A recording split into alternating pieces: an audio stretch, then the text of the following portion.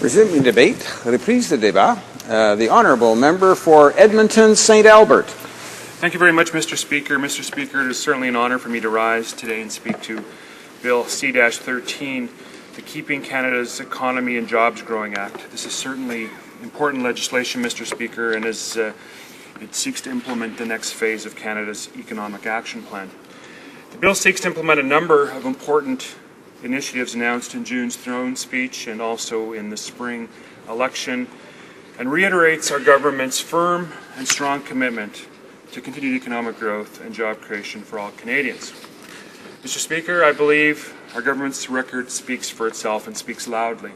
Since July 2009, Canada has created 600,000 new net jobs, most of which are full-time. An economy is consistently rated as one of the strongest in the world. We've seen this weekend protests concerning the banking system. We know our banking system in Canada is on solid ground because of appropriate regulation regarding lending habits, and thanks to that, we have a strong economy, and it's consistent with our government's overall vision for the economy. But we know, Mr. Speaker, that we are not immune to turbulent events occurring in the world economy, and that is why we must pass the legislation before us and ensure that we are capable of withstanding whatever lies before us. So the bill before us, C-13, also known colloquially as the Budget Implementation Act, creates 5 general themes in which there are many provisions to implement the next phase of Canada's Economic Action Plan.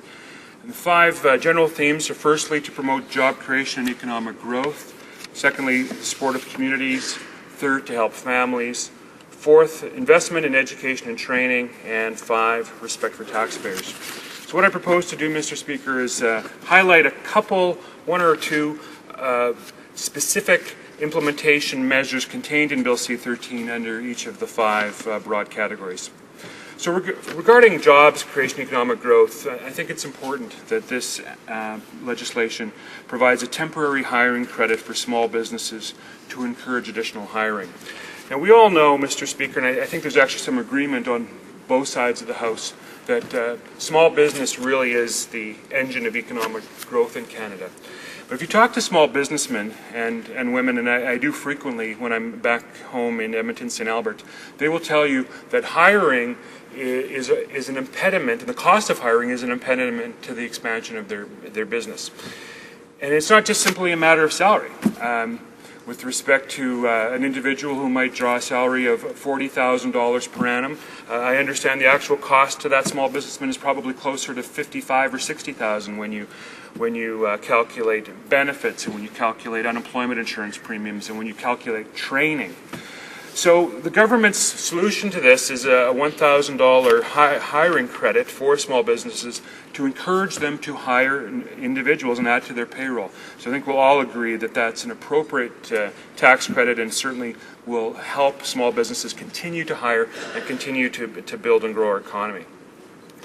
Also, I think it's significant the provisions that will eliminate the mandatory retirement age for federally regulated employees in order to give older workers wishing to work the option of remaining in the workforce.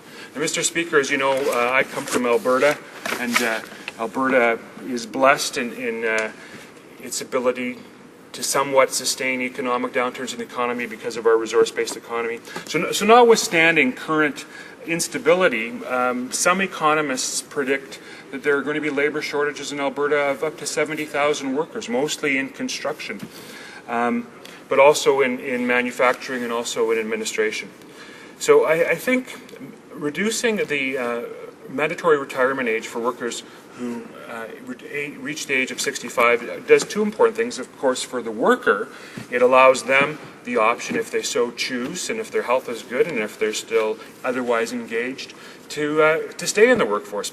But it also helps employers who might otherwise be experiencing job or employee shortages to have some benefit in terms of maintaining their existing workforce and not having to retire those people once they reach the age of 65. And these are the most, in many cases, the most valuable employees. Those who have been long tenured, have been with that employer for a long time, and certainly if they're a value to that employee wants to keep them, notwithstanding some arbitrary number of 65 years since their birth. The second major theme on Bill C-13 is with respect to supporting of communities. And certainly it's a benefit to all municipalities, the legislation of a permanent annual investment of $2 billion in the gas tax fund to provide predictable long-term infrastructure funding for municipalities. And certainly the municipalities in Edmonton, St. Albert have benefited from this gas tax fund. We have major infrastructure going on in Edmonton. Road construction seems to be an ongoing issue, certainly with respect to from the months of April to October. The City of Edmonton and the province of Alberta has just completed, or nearly completed, an aggressive ring road system, the Anthony Henday. Most of that was funded, or the federal contribution with respect to that was from the gas tax fund. And the municipalities have been asking for stable funding. So to make this a permanent annual investment certainly allows the municipalities to plan for their future capital and infrastructure needs. And I credit the Minister of Finance for that provision in C-13. And the other support for communities that I want to talk about, Mr. Speaker, is the volunteer firefighters tax credit for volunteer firefighters. This is an important provision and perhaps not that well understood. There are some 85,000 volunteer firefighters in Canada. These are individuals in small towns and counties who voluntarily fight fires to protect the property of their neighbors. And often, these fires will occur in the middle of the night, and individuals will be called from their sleep to go fight a fire. As I'm sure most members of this House know, there was a terrible, terrible fire northwest in Edmonton this year in Slave Lake, and of course that required the resources of volunteer and professional firefighters. So these individuals ought to be recognized for their contribution. Thirdly, helping families. We are introducing the new family caregiver tax credit to assist caregivers for all types of infirm dependent relatives. This is important to allow individuals to perhaps reduce their hours, or if they're self-employed, to reduce their revenue, to take care of elderly or infirm members of their family. Their businesses or their employment opportunities are going to be compromised, but it allows the infirm or elderly member to be cared for by the home, as opposed to perhaps putting that individual in some sort of home, group home, or nursing or retirement home. So ultimately this is a great cost savings to taxpayers when these individuals can be looked after by their own family. And the new child tax credit will allow parents to deduct a tax credit a portion of the fees for enrolling children in dance or music, and we know that these things can be expensive, and there's value both to children and to society and to families when children are involved in those types of activities. So I credit the government for recognizing that and giving a tax credit to the parents. For giving loans to new doctors and nurses in underserved rural and remote areas. The last speaker talked about the doctor shortage, and it is acute, but it is especially acute in rural and remote areas. So this will help encourage doctors and nurses to relocate. And finally, the fifth theme in this legislation is the respect for taxpayers, Mr. Speaker, and I am honored and proud, and I wave this flag whenever I can, that the phasing out of the direct subsidy of political parties. I really believe, as do my constituents, that political parties ought to raise their own money, and that taxpayers should not be compelled to pay for political causes that they do not support or believe in.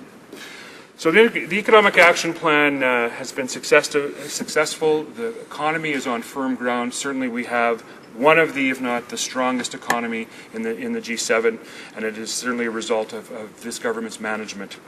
And its targeted investments are a reflection of the results we can achieve while working together towards the common goal of building strong and vibrant communities. The success of Canada's Economic Action Plan is a tribute to the partnerships between local, provincial, and federal governments. Mr. Speaker, we have risen to the challenge of the worst economic downturn in half a century, and with keeping Canada's Economy and Jobs Growing Act, this Bill C-13, we will ensure a robust and durable economic recovery that will continue to keep Canadians employed and sustain Canada's economic advantage now and in the future. Thank you, Mr. Speaker. Questions and comments? The Honourable Member for Surrey North. Thank you, Mr. Speaker. I'm glad that somebody from the Conservative side is realizing that small businesses are the ones that create jobs. They're the economic engine for our country. What really puzzles me is if we're taxing small businesses, the Conservative government is going to tax small businesses in the new year. How does that help small businesses? They're saying one thing, that we want to create these jobs and we're going to provide a small tax credit to small businesses, but yet they're taxing small businesses. How is that going to help create jobs for Canadians? Member for Edmonton St. Albert. Well, certainly, and I thank the honourable member from British Columbia for his question and for his concern about small business. But certainly this government, unlike the previous government, recognizes the vital role that small business plays in the economy and job creation. Tax rates have continued to be lowered by this government, both in terms of corporate tax rates for small businesses that are incorporated and also individual tax rates for the small business that's more of a self-employed situation. Yes, there are situations, and I'm not sure what he's talking about, if he's talking about employment insurance premiums. Certainly that fund has had some problems given that there have been more claimants with respect to the economic downturn. But notwithstanding that, and the government recognizes that, and that's specifically why the $1,000 tax credit for new hires will offset the costs concerning with hiring new individuals. Questions and comments? The honourable member for Winnipeg North. Yes, thank you, Mr. Speaker. You read the bill, and it states, Keeping Canada's Economy and Jobs Growing Act. And then, Mr. Speaker, you look at what I think is one of the underlying stats was brought to our attention a little earlier today by the finance critic of the Liberal Party, was that back in August of 2008, there was 14,631,000 Canadians employed. Today, that has dropped significantly, virtually by 500,000, 14,106,000 people. My question to the member is, does he not recognize that the most important issue today is jobs and the need to create jobs? Does he believe that this budget is going to create the hundreds of thousands of jobs that are necessary to really make the difference, to make up for that gap of jobs that have been lost since this government has been in office? Member for Edmonton St. Albert. Well, I absolutely disagree with the premise of that question, Mr. Speaker. As I said in my remarks, this government has created 600,000 jobs since taking office, since the recession of 2008, most of which are full-time, and almost all of which are in the private sector. But it's the government's economic policies that nurture a business environment that allow businesses, small, medium, and large, to make the new hires.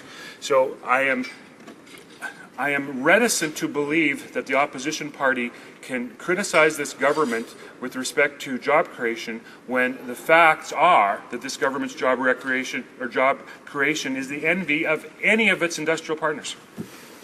Questions and comments? The honourable member for Medicine Hat. Well, thank you, Mr. Speaker. I'm happy to be asking my colleague from Edmonton St. Albert a question, and he talked in his speech, Mr. Speaker, about the political subsidy. And Mr. Speaker, in my riding, I hear this all the time. Get rid of that political subsidy, that $1.95 per vote. And I just want to ask my colleague if he's actually heard the same kind of comments from his constituents. Thank you, Mr. Speaker.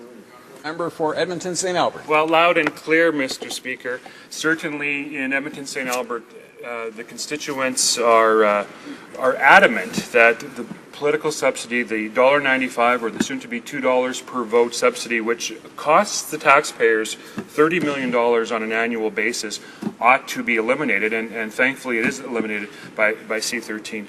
Certainly political parties, and all other volunteer organizations, ought to be able to raise their own money.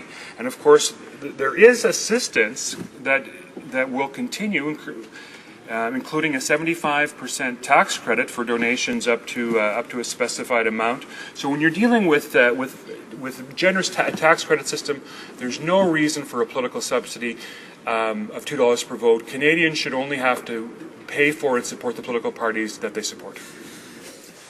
Reprise le débat. Resuming debate. L'honorable député de